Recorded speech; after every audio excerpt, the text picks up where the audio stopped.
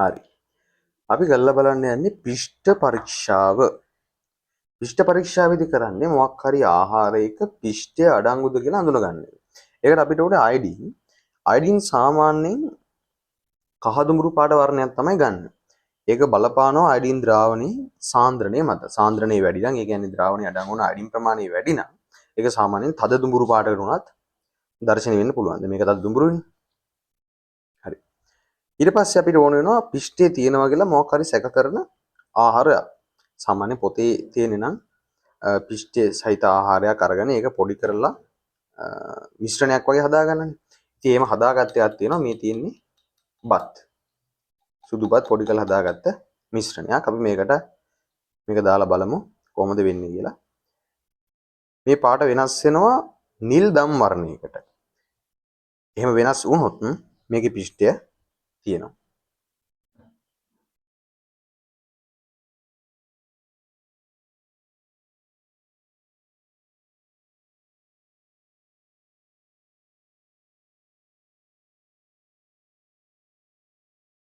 පේනවනේ පාට වෙනස් වෙච්ච විදිහ.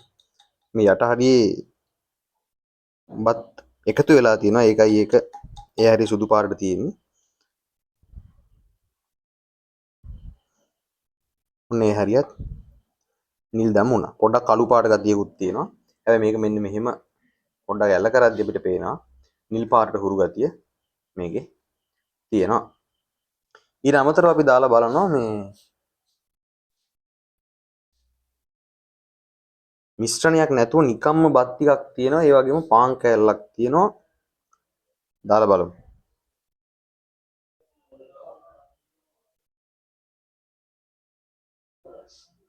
දැකන්නේ අඳුරු පාටක් වෙච්ච විදිහ.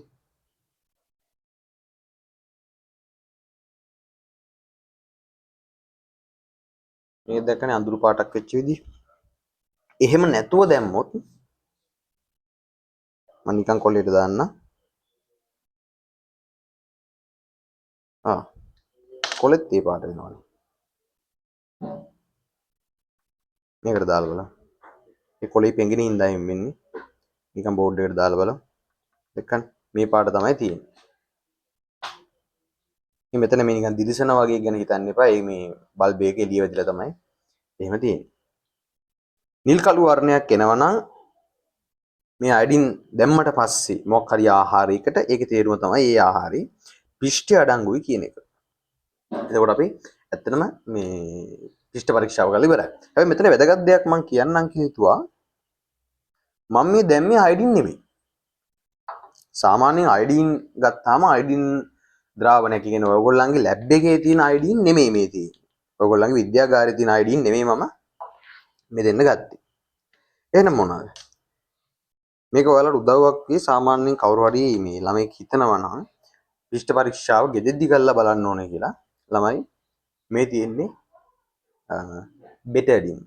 එහෙම නැත්නම් ඔයාලා තුවාල වලට දාන බෙටඩින් තමයි මේ තියෙන්නේ. මේකෙත් අයඩින් තියෙනවා. ඒක නිසා තමයි මේ විදියට පිෂ්ඨයේ සහිත ආහාරයේ පාට මේක නම් කළු පාට වගේ පේන නිල් දම් වර්ණය කියලා තමයි අපි කියන්නේ. මේ පාටට වෙනස් උනේ. පිෂ්ඨය නැත්තම් ඒක කහදුඹුරු පාටම තියෙනවා. සාමාන්‍යයෙන් විද්‍යාගාරයේ තියෙන අයඩින් යොදලා අපි මේ පරීක්ෂණය කරනවට වැඩිය මේකෙන් පරීක්ෂණය ටිකක් ස්ලෝ. නෙම නැත්තම් සමහර විට ඒක හරියට සිද්ධ නොවෙන්න පුළුවන්. මොකද බෙටඩින් වල අයඩින් එක තියෙන්නේ වෙන තවත් සංයෝගයකට බැඳිලා. අරකේ එහෙම නෑ. එහෙම තියෙනවා. පොඩ්ඩක් කරනවා නිදහස් කිරීමේ වේගය වැඩි. හරි. එහෙනම් මම හිතනවා